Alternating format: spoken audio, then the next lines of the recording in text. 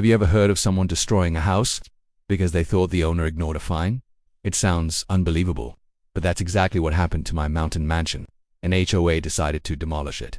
Bulldozers, construction crews, the entire building reduced to rubble, all because they believed I refused to pay HOA fines.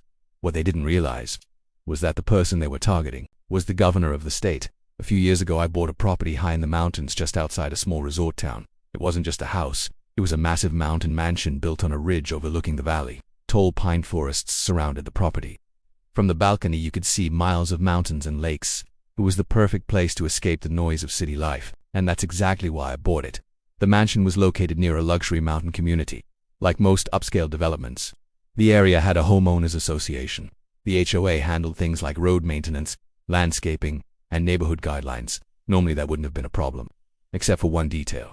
My mansion wasn't actually part of the HOA. The property had been built years before the HOA community existed, so while the neighborhood grew around it, the land itself remained independent. That meant the HOA had no authority over my property. No rules, no fees, no fines at least. That's how it was supposed to work. About a year after I bought the mansion, the HOA elected a new president. Her name was Linda, but like many HOA stories, people quickly started calling her Karen. Karen believed. Then something unbelievable happened. One morning I received a call from a neighbor in the mountain community. He sounded shocked. He told me there were bulldozers at my property, and construction crews were tearing down the mansion. At first I thought he was joking, but when he sent photos, my heart dropped. The front wall of the mansion had already been demolished. Workers were removing sections of the roof, and heavy equipment was sitting in the driveway. I drove to the property immediately. When I arrived, the scene looked like a disaster zone. Half the mansion had already been destroyed. Construction crews were working quickly, and standing nearby was Karen, watching everything like she had just solved a problem. I asked what she thought she was doing. Karen calmly explained that the HOA had taken legal action against my property for unpaid fines. According to her, the HOA had the authority to remove structures that violated community rules. I told her the mansion wasn't part of the HOA. She said it didn't matter. That's when I made a phone call, not to a lawyer, not to the police, but to the state legal office. Because Karen had made one very serious mistake. She never bothered to check who owned the property she just demolished. You see, while I preferred to keep a low profile in the mountains, my job in the city was a little more public. I was the governor of the state. Within hours, state investigators arrived at the property.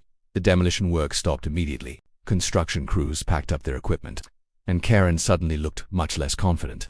Officials reviewed the property records, the HOA documents, and the demolition permits, or rather, the lack of permits, because the HOA had no legal authority to demolish anything on my land, and they had never received permission from the state.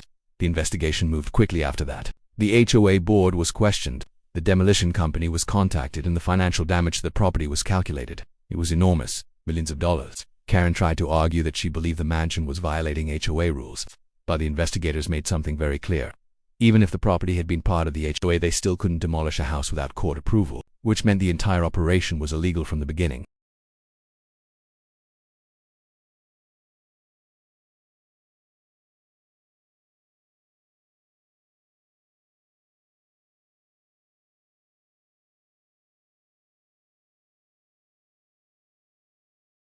Within a few weeks, the situation reached the courts. The HOA was held responsible for the destruction of the mansion. Their insurance company became involved, and the legal costs alone were massive. Karen also lost her position as HOA president. The board members voted to remove her immediately. Apparently they hadn't realized how far she had pushed things either. As for the mansion, reconstruction eventually began, this time with proper permits and state oversight. And when the new building was finished, it was even larger than the original. The mountain view was still there, the quiet forests were still there, and the lake in the valley still looked beautiful at sunset. But the HOA never sent another letter again, because sometimes, before you try to enforce rules on someone's property, you should probably check who actually owns it, and who they might be. If you watch this story all the way to the end, leave a comment and tell me, which city and country are you watching from? And if you enjoy HOA drama stories like this, don't forget to like the video, subscribe to the channel, and turn on the bell so you don't miss the next story.